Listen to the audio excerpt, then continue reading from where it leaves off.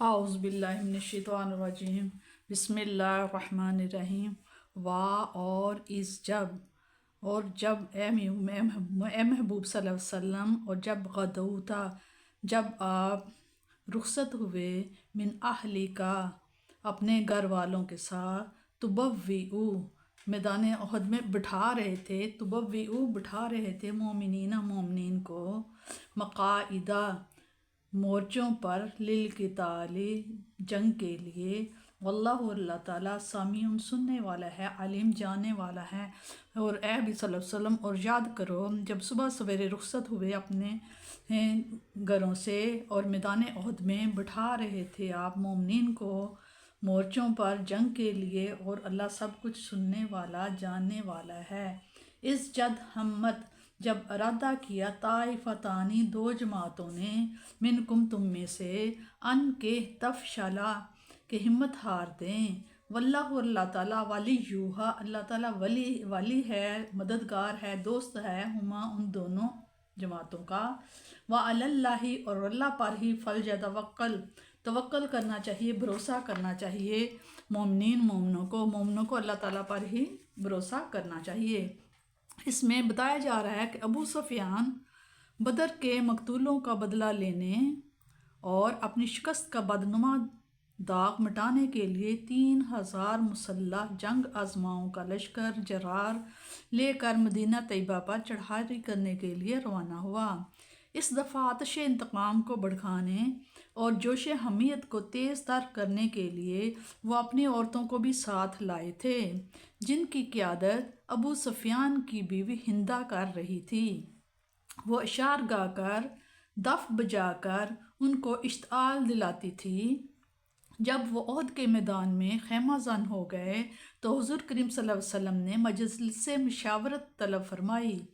حضور صلی اللہ علیہ وسلم کی اور اکابر صحابہ کی رائے یہ تھی کہ مدینہ میں رہ کر ان کا مقابلہ کیا جائے۔ عبداللہ بن ابی جسے پہلی بار مشورہ کے لیے دعوت دی گئی تھی، اس نے بھی اس کی تائید کی، لیکن نوجوان طبقہ جو جوش شہادت سے بے تاب ہو رہا تھا اس بات پر مصر تھے کہ میدان میں نکل کر مقابلہ کیا جائے۔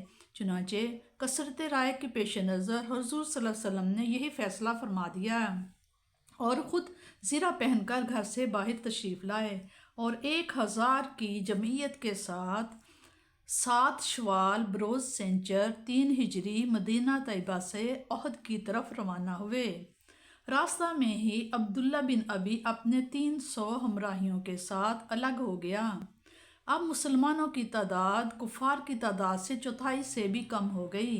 پہاڑ کی جانب پشت کر کے صفیں آراستہ کی گئیں۔ پہاڑ کی وہ گھاٹی جہاں سے دشمن کے اچانک حملہ آور ہونے کا خدشہ تھا، وہاں عبداللہ بن جبیر رضی اللہ تعالیٰ عنہ کو 50 سپاہیوں کے ساتھ متعین فرمایا اور انہیں تاکید حکم کیا کہ ہمیں خواہ فتح ہو یا شکست تمہیں ہر حالت میں یہاں ٹھہرے رہنا ہوگا۔ مصعب رضی اللہ بن عمیر کو پرچم مرحمت ہوا۔ لشکر کے ایک بازو پر حضرت زبیر رضی اللہ کو اور دوسرے پر حضرت منذر رضی اللہ بن عمرو کو مقرر فرمایا اور اپنی تلوار خوش نصیب ابو دجانہ کو عنایت فرمائی۔ پہلے حلہ میں ہی کفار کے قدم اکھڑ گئے اور انہوں نے مسلمانوں کے حملہ کی تاب نہ لا کر پسپا ہونا شروع کر دیا۔ گھاٹی پر متعینہ دستہ نے جب دیکھا کہ اب کفار کو شکست ہو چکی ہے تو مال غنیمت حاصل کرنے کے لیے وہ وہاں سے دوڑے۔ حضرت عبداللہ بن جبیر نے بہت سمجھایا لیکن چند آدمیوں کے سوا کسی نے ان کی بات پر کان نہ دھرے۔ خالد بن ولید نے جو اس وقت مشرکین کے رسالہ کے کماندار تھے، جب اس گھاٹی کو خالی دیکھا تو پہاڑ کا چکر کاٹ کر مسلمانوں پر عقب سے حملہ کر دیا۔ اب کیا تھا، لشکر اسلام میں انتشار پڑ گیا، نظم و ضبط قائم نہ رہ سکا۔ عبداللہ بن قمہ اور عتبہ نے اپنے چند ساتھیوں کے ساتھ حضور سرور عالم صلی اللہ علیہ وسلم پر حملہ کر دیا۔ حضور صلی اللہ علیہ وسلم کے دندان مبارک شہید ہو گئے، پیشانی اقدس اور روح انور زخمی ہو گیا، اور یہ افواہ بھی اڑ گئی کہ حضور صلی اللہ علیہ وسلم نعوذ باللہ شہید ہو گئے ہیں۔ جس نے صحابہ کے رہے سہے ہوش بھی اڑا دیے۔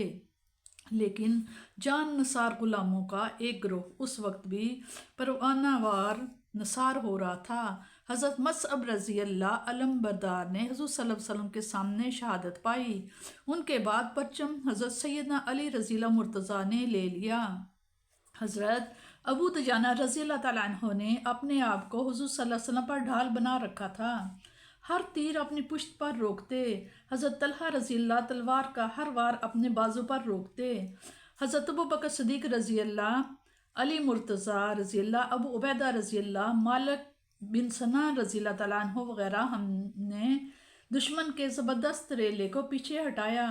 جب ادھر ادھر میدان جنگ میں کفار سے مصروف پیکار مسلمانوں کو حضور صلی اللہ علیہ وسلم کی سلامتی کی اطلاع ہوئی تو سب دوڑ کر حضور صلی اللہ علیہ وسلم کے ارد گرد جمع ہو گئے اور کفار پھر اپنے اونٹوں پر سوار ہو کر مکہ کی طرف روانہ ہو گئے۔ یہ درست ہے کہ اس کو کفار مکہ کی فتح نہیں کہا جا سکتا، لیکن اس میں بھی شک نہیں کہ مسلمانوں کو سخت نقصان اٹھانا پڑا اور 70 سے زیادہ جلیل القدر صحابہ شہید ہوئے، جن میں حضرت سیدنا حمزہ رضی اللہ، اسد اللہ اور رسولہ بن تھے، جن کو حبشی نے پیچھے سے نیزہ مارا تھا۔ مسلمانوں کو جو یہ ذکر اٹھانی پڑی اس کی ایک ہی بڑی وجہ تھی کہ انہوں نے اپنے رسول صلی اللہ علیہ وسلم اور قائد کے حکم کی اطاعت میں تساہل کیا۔ اگر وہ دستہ گھاٹی پر جمع رہتا تو یہ المناک حالات رونما نہ ہوتے۔ جب عین وقت پر عبداللہ بن ابی اپنے 300 سپاہیوں کے ساتھ الگ ہو گیا تو مسلمانوں کی تعداد میں مزید کمی ہو گئی، تو قبلہ اوس کے بنی حارثہ اور خزرج کے بنی سلمہ کے دل میں بھی میدان جنگ سے واپسی کا خیال پیدا ہوا، لیکن اللہ تعالیٰ نے ان کی دستگیری فرمائی اور اس لغزش کے ارتکاب سے انہیں بچا لیا۔ حضرت جابر رضی اللہ فرمایا کرتے ہیں کہ یہ آیت ہمارے حق میں نازل ہوئی اور ہم اس کے نزول سے بڑے خوش ہیں، کیونکہ اگر ایک طرف ہمارے پھسل جانے کے خیال کا ذکر ہے تو ساتھ ہی واللہ ولیہما کی نوید جاں پرور بھی ہے۔ سچے مومن سے اگر کسی بشرا کمزوری کے باعث کوئی غلطی سرزد ہونے لگتی ہے تو رحمت عالم صلی اللہ علیہ وسلم اسے سنبھال لیتی ہے۔ شان کریمی یہ گوارا نہ کر سکی کہ اس کے محبوب کے سچے غلام ایسی لغزش کر بیٹھیں۔